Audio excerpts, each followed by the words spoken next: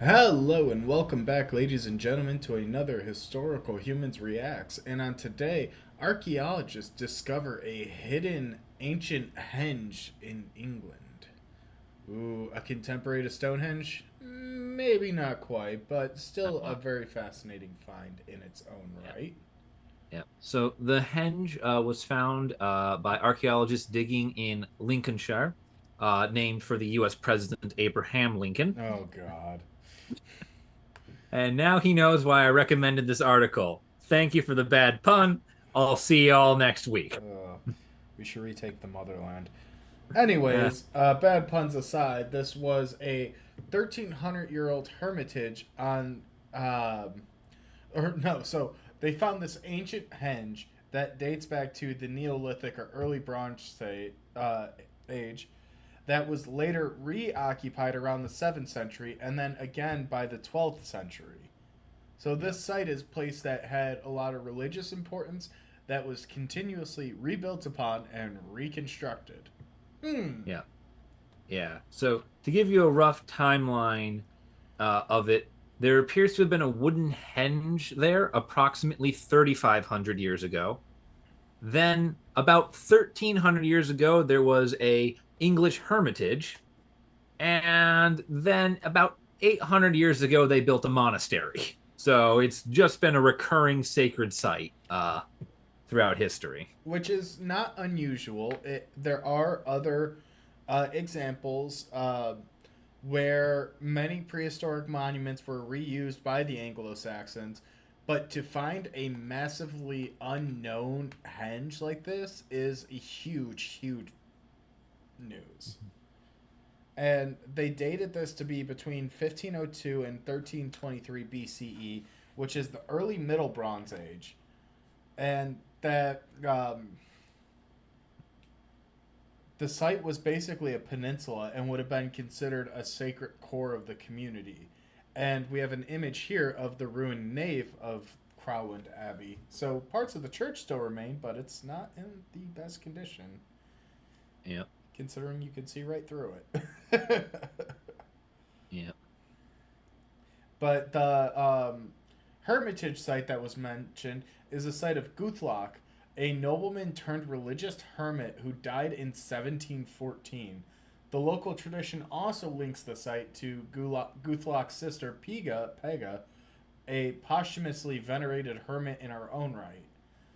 yeah, So, a lot of religion, a lot of faith, and it also shows how sacred landscapes can change and evolve over time and can sometimes even transcend different groups uh, entirely. I mean, we see yeah, a prehistoric site in the or in the Middle Bronze Age, and then we also see it as a pre-Anglo-Saxon and post-Anglo-Saxon religious site. yeah. Yeah, we not to mention it's not just ethnicity, but also even different religions here, as the pre and post Anglo-Saxon sites are Christian ones, and the the henge is very much not Christian uh, in its religious iconography and purpose. And it's very common in history to see these sites repurposed as time goes on and as different groups come in, to the point where even Stonehenge probably started as a completely different henge and didn't start off as it was. Yeah, no,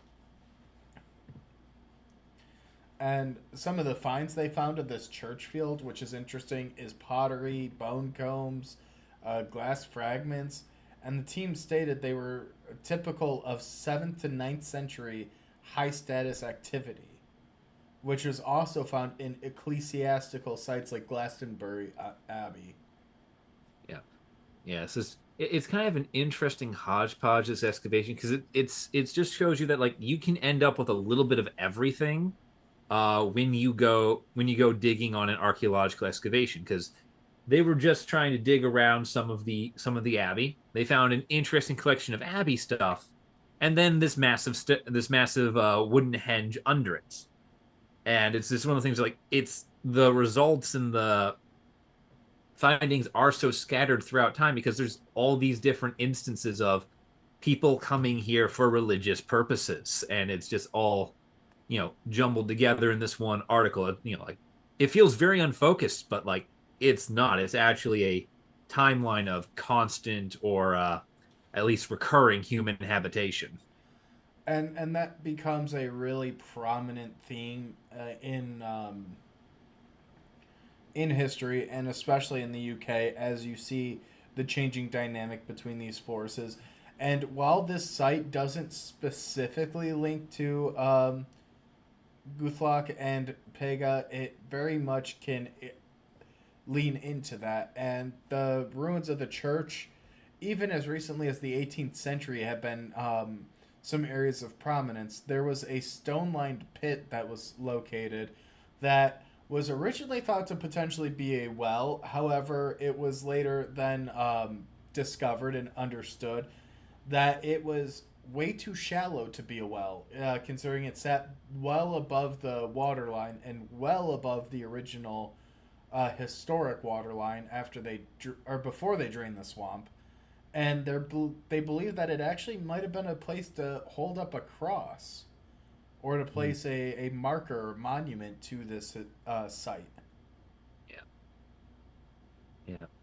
Yeah, as far as putting up markers go, I feel like more than a written sign or a Union Jack, an abbey would likely put a large cross out front, possibly even a crucifix. As this is a British abbey, so I feel strongly. I feel like crucifix would come up. Which they don't say quite when the abbey itself was abandoned. Yeah. Which is kind of surprising because I feel like that Well, would be information that we would know. yeah. Well, yeah.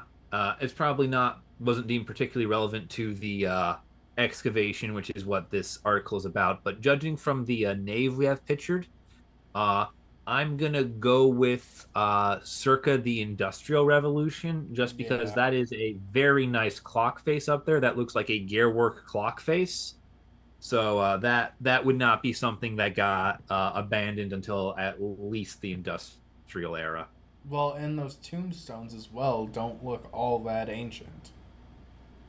I Yeah. mean, they look about 200 years old. They don't look 500 years old. Yeah, I give him 2 to 400, maybe a little less than. Yeah. But figured that But this was a very interesting article talking about new henges that are found and talks kind of highly about how sacred sites can adapt and change as time goes on. So I think that's a good point for us to wrap up here on today's episode. Thank you guys for watching, and we will see you in the next video. Peace.